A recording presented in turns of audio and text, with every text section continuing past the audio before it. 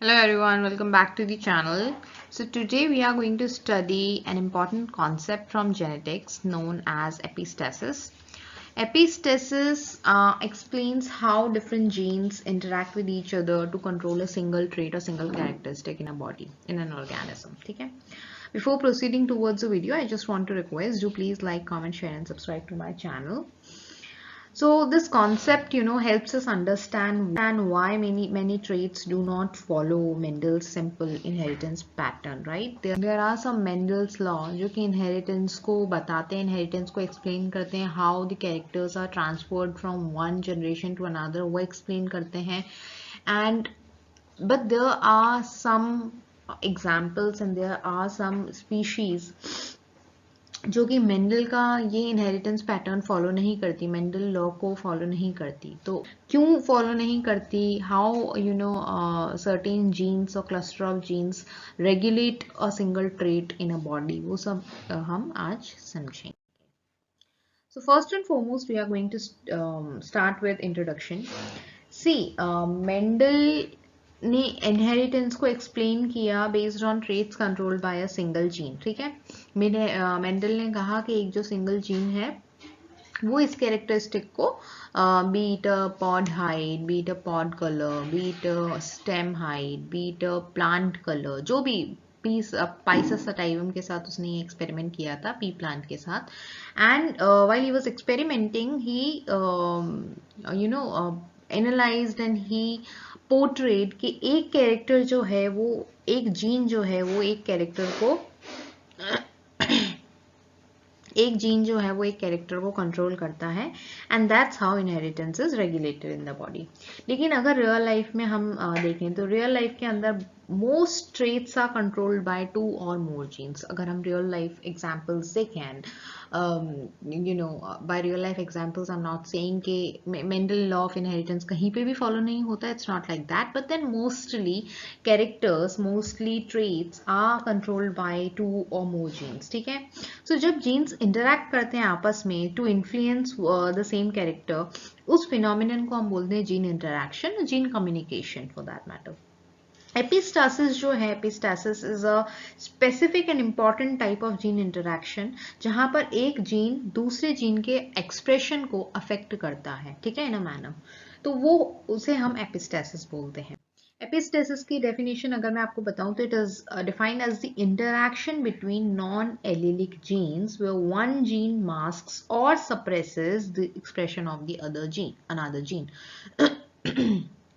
सो epistasis में as I said कि it's an communication. ठीक है, वो एक सिंपल चीज है कि वो कम्युनिकेशन है between 2 genes, 2 non allelic genes, 2 non allelic genes के बीच में कम्युनिकेशन है, इंटरैक्शन है, जहां पर एक जीन जो है वो दूसरे जीन के फंक्शन को या तो सप्रेस कर देगा, इनहिबिट कर देगा, ओवरकम कर देगा. So it depends. Masking gene is called the epistatic gene and the gene whose effect is hidden is called the hypostatic gene.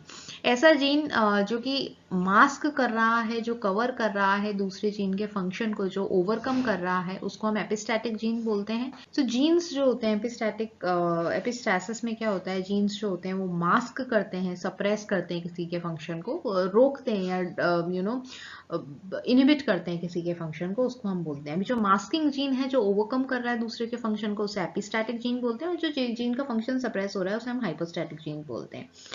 एपिस्टैटिस की वजह से जो मेंडल का क्लासिक रेशियो है 9:3:3:1 वो मॉडिफाई हो जाता है. वो मेंडल का जो क्लासिकल जो रेशियो है 9:3:3:1 वो मॉडिफाई हो जाता है, वो चेंज हो जाता है. वो उसका मॉडिफिकेशन इसलिए हो जाता है because of these interactions. Because of these interactions there is another trait that gets suppresses or that gets highlighted. वो depend करता है on the interaction and on the gene as well.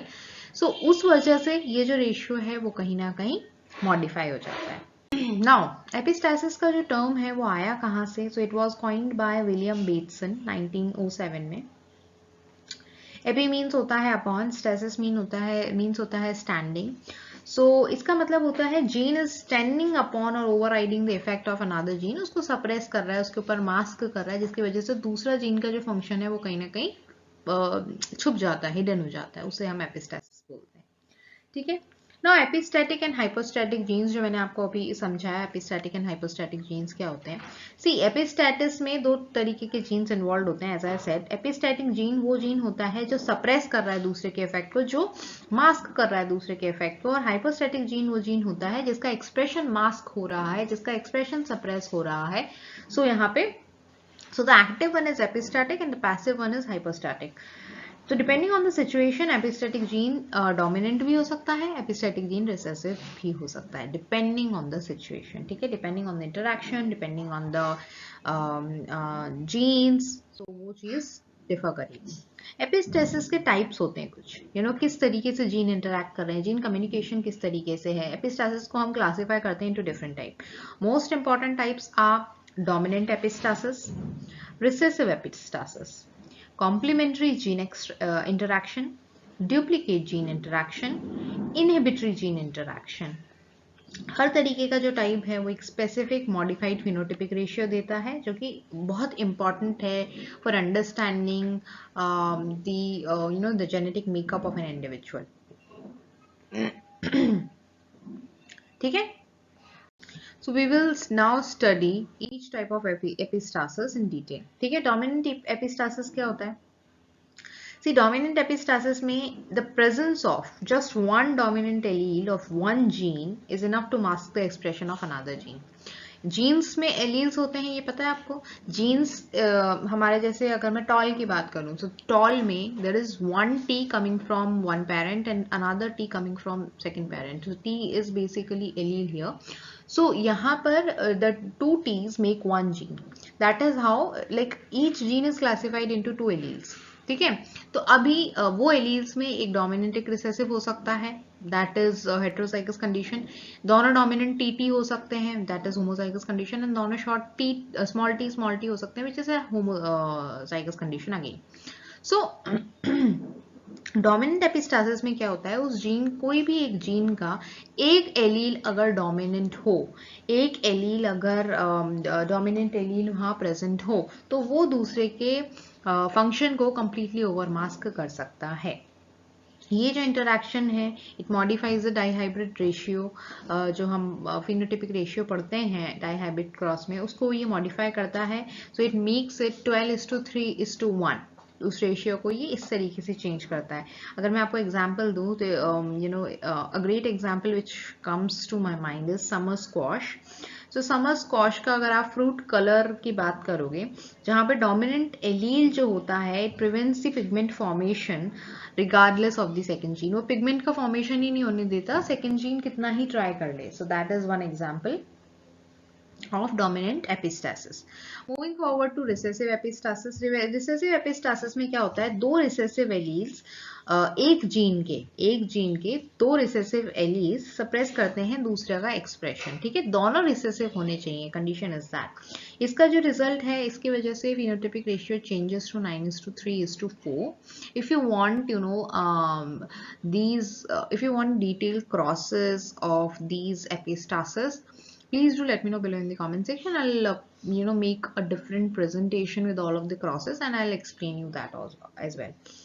So इसका अगर हम एग्जाम्पल की बात करें तो कोट कलर, माइस का जो कोट कलर होता है, जो ऊपर के कवरिंग का कलर होता है, उसमें जहाँ पर recessive gene prevents pigment deposition, so it produces albino mice.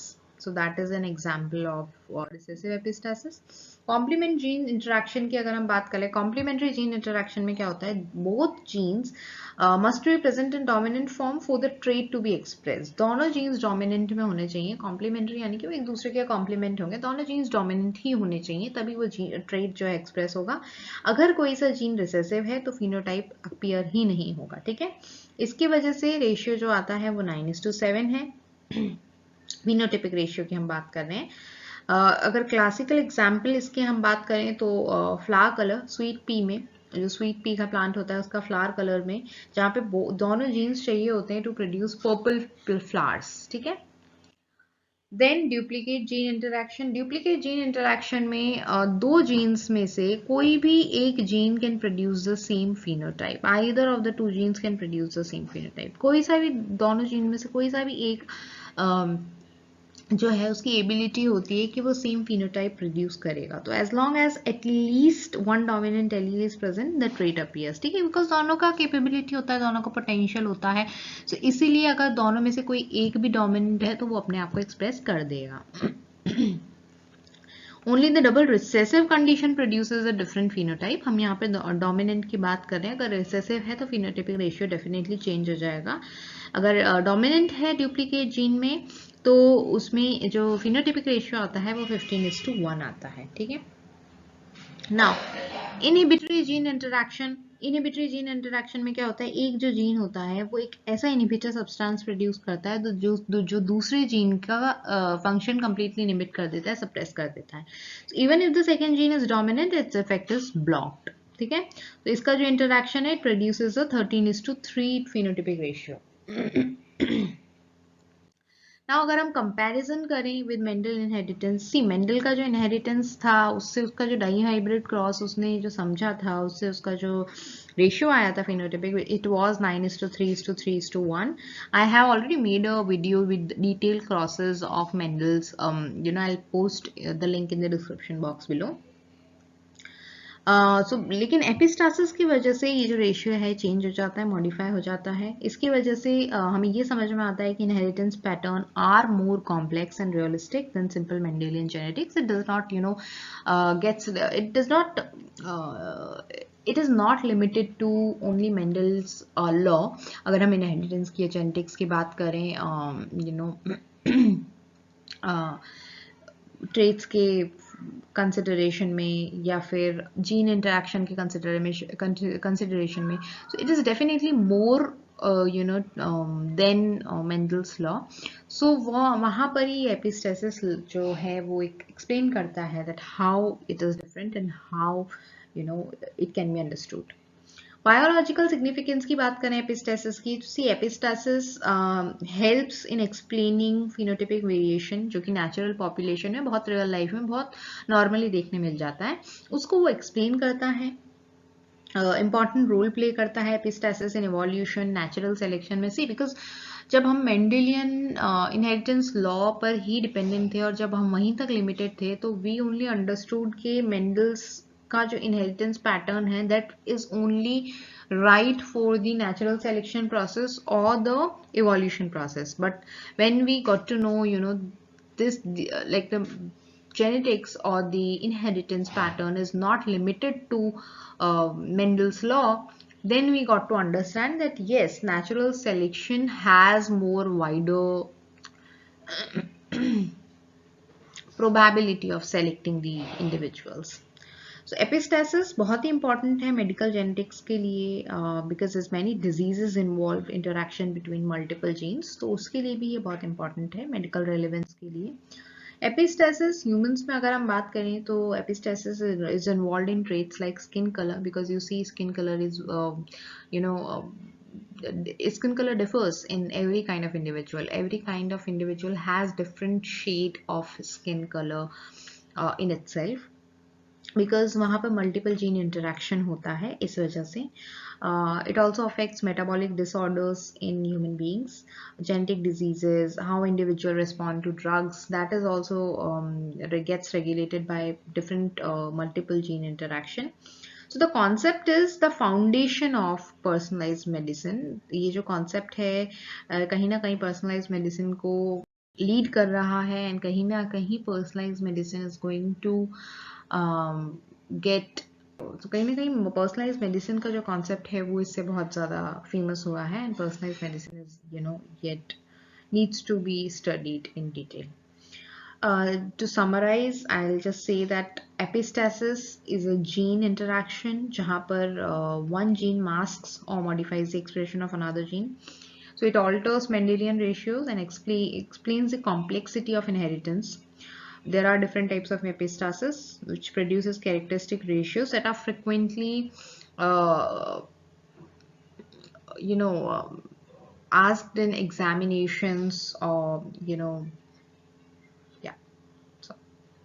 Exam point of view, say, I have just included the slide. Exam point of view, say, you have to remember, some points that the terminology was coined by William Bateson. What is the difference between epistatic and hypostatic genes? You have to remember that as well. What are the important ratios of each type of epistasis? You have to remember that. So this is, a very important topic. So it's good if you revise it thoroughly. So thank you so much for watching this detailed lecture on epistasis. If you found this video helpful, please like, share and subscribe to the channel. If you have any doubts or want more genetic topics explained, write them in the comments below. See you in the next video.